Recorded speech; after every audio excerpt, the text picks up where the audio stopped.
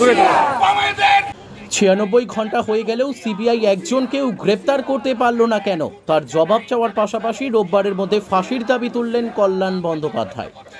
আরজিকর কাণ্ডে মুখ্যমন্ত্রীর ঘোষণা মতো শ্রীরামপুরে পথে নামল তৃণমূল। হাতে প্ল্যাকার্ড নিয়ে বুকে কালো ব্যাচ লাগিয়ে সিবিআই এর সঠিক তদন্ত এবং দোষীদের শাস্তির দাবিতে শ্রীরামপুর নগার মোড় থেকে মাহেশ স্নানপিড়ির মাঠ পর্যন্ত তৃণমূলের প্রতিবাদ মিছিলে পা মেলান শ্রীরামপুরের সাংসদ কল্যাণ বন্দ্যোপাধ্যায়, শ্রীরামপুরের বিধায়ক সুদীপ্ত রায়, হুগলি সাংগঠনিক জেলা সভাপতি অরিন্দম গুইন এবং বিভিন্ন পুরসভার পুরপ্রধানরা।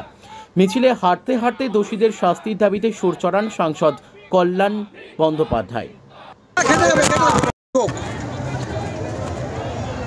কোনো রাজনৈতিক রং না দেখে সবাই যেদিনকে লড়াই করবে তবেই লড়াই সার্থক হবে, নাহলে লড়াই সার্থক হবে না। এ লড়াই শুধু কর্মক্ষেত্রে সিকিউরিটির কথা নয়, এ লড়াই বাসের ট্রামে তাদের লড়াই, তাদের সম্মানের লড়াই, তাদের সিকিউরিটির লড়াই। শুধু কি তাই, গৃহস্থ জীবনেও কি তারা অবহেলিত হয় না, লাঞ্ছিত হয় না, পদদলিত হয় না? কত মহিলার কথা শুনবেন,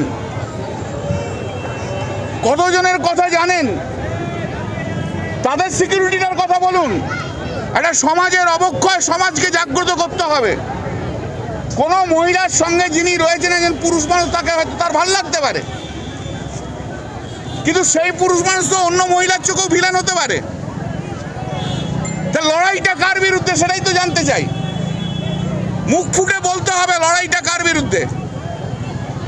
সমাজে প্রতিদিন যে সমস্ত ঘটনা ঘটে যাচ্ছে, সে তো কোনো না কোনো পুরুষ ঘটাচ্ছে। একথা তো মুখে বলতে হবে, দুদিক রাখা যায় না। আমি তো চাই, আমি তো জানি, আমি শুধু রাজনীতিবিদ হিসেবে না, আমার কাছে তো অনেক মহিলারা আসে, লাঞ্ছিত মহিলারা। তারা কোনো আঁতেলদের কাছে যায় না, আমাদের কাছে আসে। আমার এই সিকিউরিটি প্রোভাইড করতে হয়। আমার প্রফেশনাল এক্সপিরিয়েন্স আছে কত কীভাবে হয়। অত্যাচারিত কি গৃহস্থ জীবনে হয় না? কেন সেই সময় সেই সব মহিলাদের বিরুদ্ধে লড়াই হবে না? সেসব মহিলার জন্য গ্রামের কোনো মহিলা যদি অত্যাচারিত হয়, তাহলে শহরের মহিলা তাদের জন্য লড়াই করবে না কেন? গরিব মেয়েদের ইজ্জত নয়? উত্তরাখণ্ডে কালকে যে নার্সের ধর্ষণ করে খুন হয়েছে, তার বিরুদ্ধে কথা কোথায়? কেন চুপ? কেন চুপ? কেন চুপ? কোথায় ছিলেন হাতরাসের সময়? কোথায় ছিলেন? কদিন থাকবেন তাদের পাশে? আমরা তো সেটাও চাই। করুন না লড়াই। এই লড়াই আমার সমর্থন আছে, আমার দলের সমর্থন আছে, আমার কর্মীর সমর্থন আছে, কিন্তু রাজনীতির রং না দেখে করতে হবে। সিপিএম বিজেপির টাকায় কোনো লড়াই, সে লড়াই নয়, সে লড়াই মানুষের লড়াই নয়।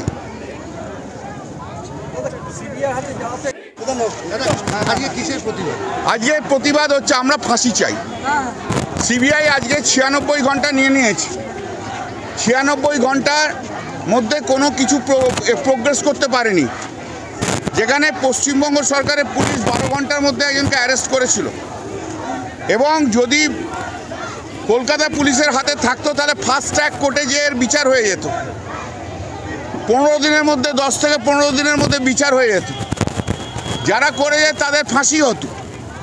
আজ সিবিআই তার কোনো কিচ্ছু করতে পারছে না। সিবিআই ধরার পরও আবার সিবিআই কোর্টে যাবে। ফাস্ট ট্র্যাক কোর্টে যেটা 10 থেকে 15 দিনের মধ্যে হতো, সেটা তো সিবিআইয়ের কোর্টে হবে না।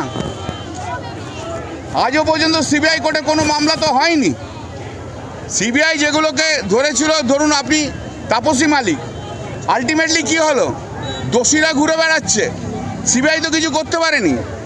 সিবিআই তো এখানে সিপিএম এবং বিজেপির দালাল হিসেবে কাজ করবে, তো আমাদের জানা আছে। তা আমরা ওসব নাটক ফাটক নয়। সোশ্যাল মিডিয়ায় অনেক বিপ্লব দেখলাম। সোশ্যাল মিডিয়ায় বিপ্লব হয় না, বিপ্লব হয় রাস্তায়। দিনের 365 দিন আমরা মানুষের পাশে থাকি। এদের এখন ধান্দা হচ্ছে লক্ষ্মীর ভাণ্ডার বন্ধ করতে হবে। সমাজের কিছু এলিট সোসাইটির মহিলা যারা বামপন্থী কিংবা রামপন্থী, তারা বলছে তারা নিজেদের পায়ে দাঁড়িয়ে থাকে। তারা গরিব মানুষদের কথা কি করে ভাববে? এগুলো তো গরিব মানুষরা পায়, গ্রামের মানুষরা পায়, শহরে যারা গরিব মানুষ আছে তারা পায়। এরা তো সব কোটি কোটি টাকা করে রোজগার করে। এরা লক্ষ্মীর ভাণ্ডার বন্ধ করতে চাইছে, আমরা তার প্রতিবাদ করছি। এরা কন্যাশ্রী বন্ধ করতে চাইছে, আমরা তার প্রতিবাদ করছি। নারী অধিকারকে আমি সম্মান জানাই, নারীদের যে লড়াই সে লড়াইকেও আমি সম্মান জানাই, আমি সহমর্মী। কিন্তু এই লড়াইকে যারা বাম রাম এই দলের রাজনীতির মধ্যে ঢুকিয়ে দিচ্ছেন তাদের বিরুদ্ধে প্রতিবাদ করছি। কি হয়েছে ভাই?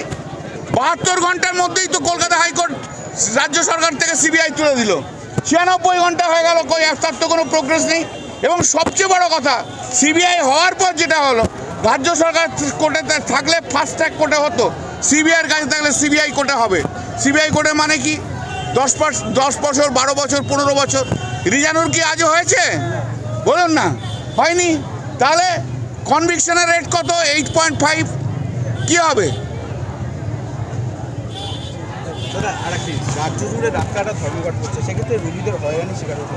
ডাক্তাররা সেটা ভাবুক, ডাক্তারদেরও সেটা ভাবতে হবে। আমি তো আর কিছু বলবো না, তাদের অধিকার আছে, তারা করছে, কিন্তু তাদেরও ভাবতে হবে।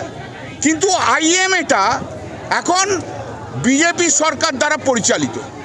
ঋতুপর্ণা কোলের রিপোর্ট, বেঙ্গল আনলিমিটেড। রয়েছে আরো খবর, আর এই খবরের আপডেট পেতে আপনারা সাবস্ক্রাইব করুন এই চ্যানেলটি।